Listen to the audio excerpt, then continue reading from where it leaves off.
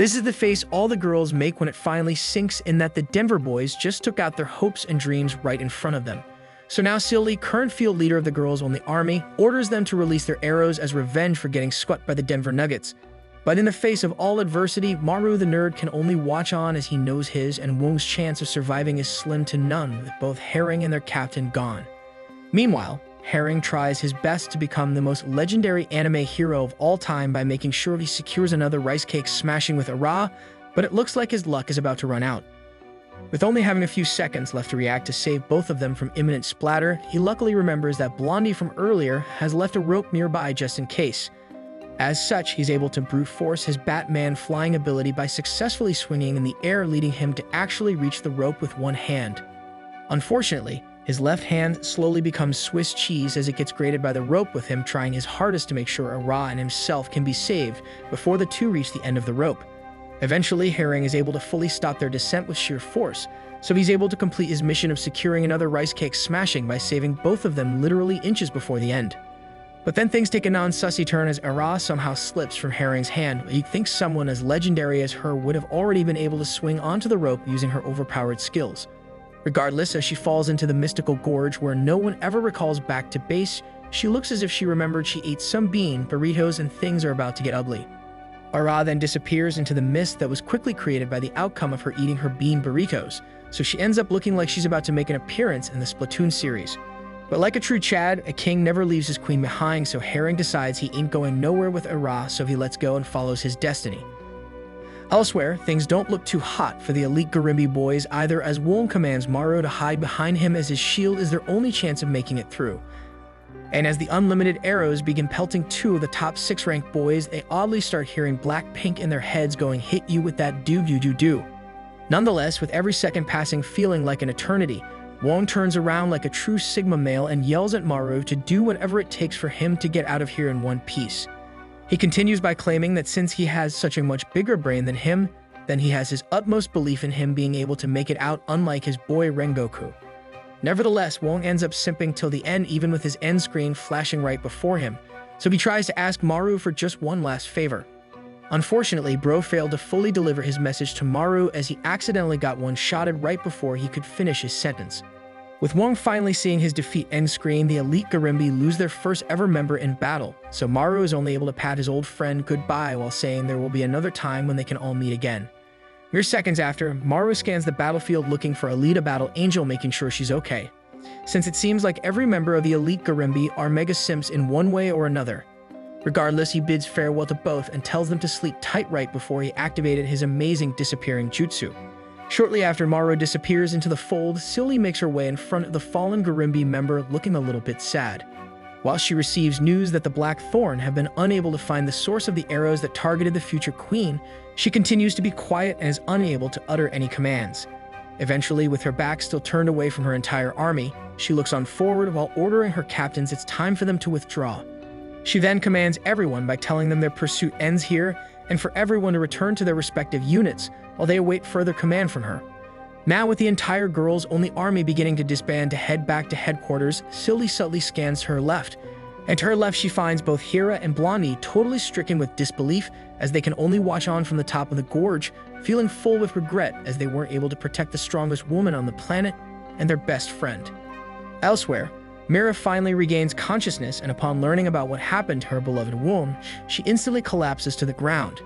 Now, for the first time ever, the girls begin to cry as they can't handle both their lovers being gone and their best friend gone with them as well. With the twin sisters and Mira still taking time to digest what just happened, Blondie and Silly make subtle eye contact, looking like they both want to say something, but it's too public to do so. After continuing their staring contest for a couple more seconds, it looks like the two girls delivered a message using their telepathic abilities they learned from Anya, allowing Silly to finally leave.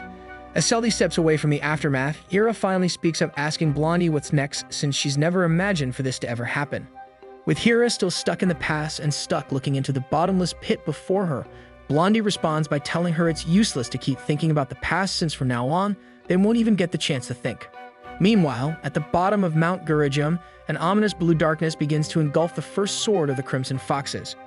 Ara is then able to open her eyes, somehow still alert and animated even after the major fall, but she starts seeing the purple-blue darkness close in on her with weird sounds emanating from afar. Trees then come alive, looking a little bit hungry for some prey, so this is giving me flashbacks to our Boy Clapped a Tree series. Regardless, with the rank 1 of the Crimson Foxes surviving the epic fall, she tries to move but is unable to do so. Suddenly, as she keeps trying to get up, she sees from the corner of her eye another tree looking like an evil sussy warrior. And upon closer inspection, she realizes that the sussy purple tree man has taken the form of a human looking eerily like Captain Karim, ready to enact his revenge. Suddenly, as we scroll, I yell at our editor to make sure to do overtime work, as purple things not looking like tree branches start to ooze from Karim, and let's just say these things look super sussy. Let's just act like this is Sword Art Online again and tell ourselves that this is super extendable tree branches ready to rumble. Anyways, the rest was history as the purple tree branches begin attacking and sieging Ara in more ways than you can imagine. As the planet of Iraq is ravaged by weird branches, our hero Herring appears out of nowhere and interferes by ordering his captain to nicely take a few steps back from his queen. However, Karim, infused with the evil soul of Garajan, refuses and continues his attack while he stares at his younger brother ominously.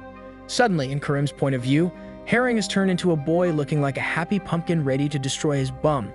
Of course, evil Karim looks like he ain't want no one to be happy just like himself, so his inner rage starts to boil as he gets ready to go on his war path.